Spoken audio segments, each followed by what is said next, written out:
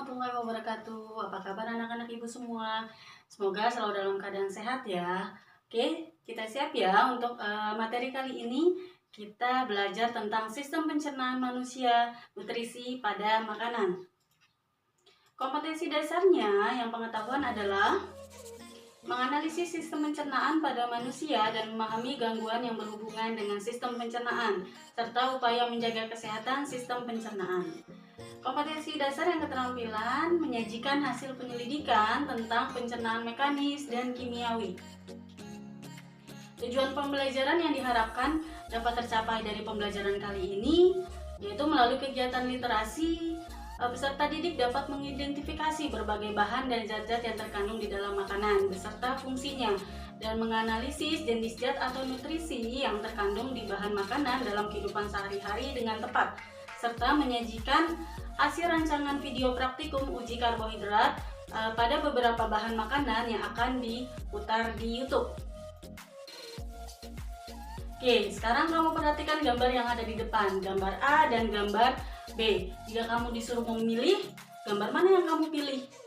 Apa dasarnya ketika kamu memilih makanan? Apa karena rasanya, kandungannya, atau karena kriteria makanan sehat dan bergizi? Oke, sebelum ibu menjelaskan materinya, mari kita perhatikan video tentang nutrisi berikut ini. Oke, setelah kamu melihat video tadi, mungkin ada gambaran sedikit bahan makanan yang kamu pilih itu harus seperti apa, ya. Selanjutnya ibu akan jelaskan tentang nutrisi. Apa sih nutrisi? Nutrisi adalah proses dalam tubuh makhluk hidup untuk memanfaatkan makanan guna pembentukan energi, tumbuh, kembang, dan pemeliharaan tubuh. Sedangkan nutrien adalah zat gizi merupakan substansi biokimia yang digunakan tubuh dan harus diperoleh dengan jumlah yang memenuhi syarat dari makanan yang kita makan. Di sini ada dua, zat gizi dibagi jadi dua, zat makro dan zat mikro. Yang makro itu dibutuhkan oleh tubuh dalam jumlah yang banyak seperti karbohidrat, lemak, dan protein. Sedangkan yang mikro itu dibutuhkan oleh tubuh dalam jumlah yang sedikit, tetapi tetap penting, yaitu vitamin dan mineral. Oke, nutrisi yang pertama adalah karbohidrat. Kita sering dengar belum makan nasi, berarti belum makan, padahal sudah makan mie, sudah makan bakso, sudah makan gorengan, tetap dibilang belum makan. Sebenarnya salah atau benar, ya? Karbohidrat itu dibutuhkan tubuh dalam jumlah yang banyak, 70-80% sumber energi untuk aktivitas manusia. Tersusun atas karbon, hidrogen, dan oksigen. Ya, 1 gram karbohidrat itu dapat menghasilkan energi kurang lebih 4 kalori. Ya, contohnya nasi, kentang, tepung, jagung, roti, dan sebagainya. Jadi makanan yang mengandung karbohidrat itu sudah makan. Jadi bukan karena makan nasi baru bilang sudah makan, ya. Oke, fungsi karbohidrat yang paling utama adalah sebagai sumber energi utama. Tetapi dia juga memiliki fungsi lain, berperan penting dalam metabolisme dan fungsi-fungsi yang lainnya. Oke, selanjutnya nutrisi yang berikutnya adalah protein, ya. Protein ini penting bagi tubuh kita. Protein itu adalah bahan dasar penyusun protein adalah karbon, hidrogen, oksigen, nitrogen, sulfur, dan fosfor. Asam amino yang esensial tidak dapat disintesis dalam tubuh, tapi harus berasal dari makanan. Jadi protein itu diperoleh dari makanan yang kita makan. Kebutuhannya sekitar 10-15% oleh tubuh kita. Sumber proteinnya kalau yang hewani ada daging, susu, telur, ikan, dan kalau yang tumbuhan dari kacang-kacangan, kacang tanah, kedelai, dan pengolahannya seperti tempe dan tahu. Fungsi protein diantaranya yang paling utama itu sebagai zat pembangun, yaitu membantu dalam pertumbuhan dan pemeliharaan sel, jaringan tubuh, fungsi esensial. Yang lainnya berupa pembentukan ikatan-ikatan yang berfungsi dalam proses metabolisme tubuh, pengatur keseimbangan air, memelihara keseimbangan asam basa, antibodi, dan mengangkut zat-zat gizi dalam saluran cerna. Oke. Nutrisi selanjutnya adalah lemak. Ya, lemak identik dengan hal-hal yang negatif biasanya, ya. Padahal lemak itu penting bagi tubuh kita. Ada lemak baik, ada lemak jahat. Lemak baik itu biasanya diperoleh dari ikan, salmon misalnya. terus alpukat, kacang-kacangan. Sedangkan kalau yang lemak yang tidak baik itu yang menyebabkan kolesterol, biasanya seperti makanan-makanan olahan, kue, gorengan dan sebagainya ya.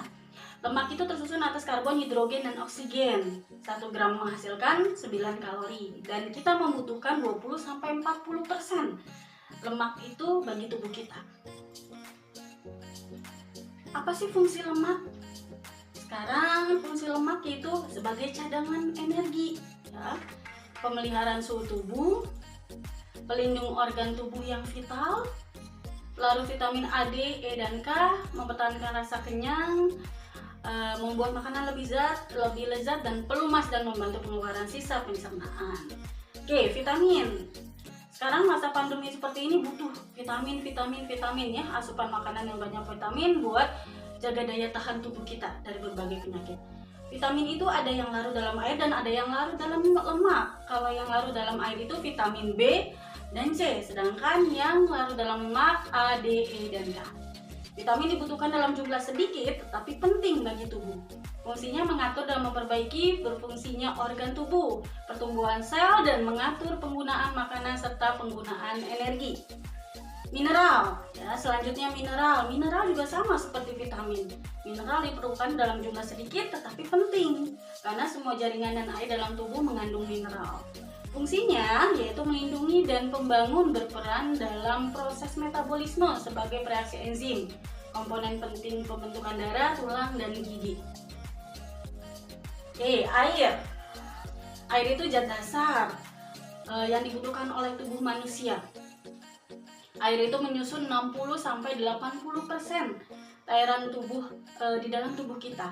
Air itu bukan hanya air yang kita minum, tetapi bisa diperoleh dari makanan seperti sayuran, buah yang kita konsumsi.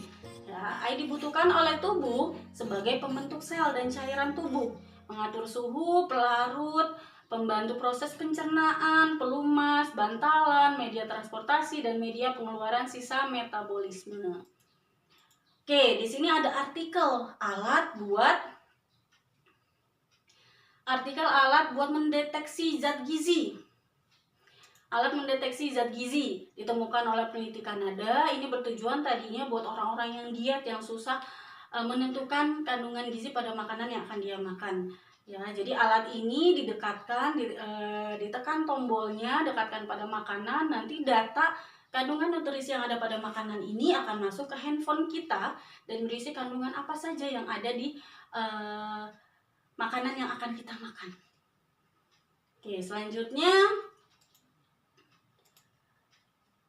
kemarin Ibu sudah bahas tentang tugas yang akan Ibu berikan pada materi kali ini, yaitu membuat proyek praktikum uji karbohidrat atau amino menggunakan betadin.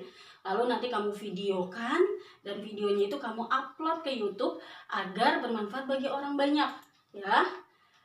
Terus Ibu suruh kemarin membuat rancangan, ya, pembuatan proyek ini yang nanti di akhir hasil rancangan kamu itu akan dipresentasikan di depan teman-teman kamu dan Ibu juga. Ya, dan referensinya bisa dilihat dari link yang sudah Ibu share ke kamu, itu sebagai referensi kamu untuk melakukan proyek ini. Ya, dan sumber-sumber lain yang kamu bisa cari agar proyek kamu lebih baik lagi. Oke, selanjutnya ada contoh soal. Bahan makanan ini merupakan salah satu limbah padat pertanian yang sekarang sudah banyak dimanfaatkan karena kandungan zat gizinya cukup tinggi, terutama proteinnya. Salah satu pemanfaatannya untuk pembuatan bakso. Bahan makanan apa yang dimaksud? Apakah daging, tempe, ampas tahu, atau ikan? Kamu bisa cari jawabannya. Dan soal-soal berikutnya nanti akan Ibu masukkan kuisis sebagai bahan evaluasi, kamu bisa mengerjakan di sana.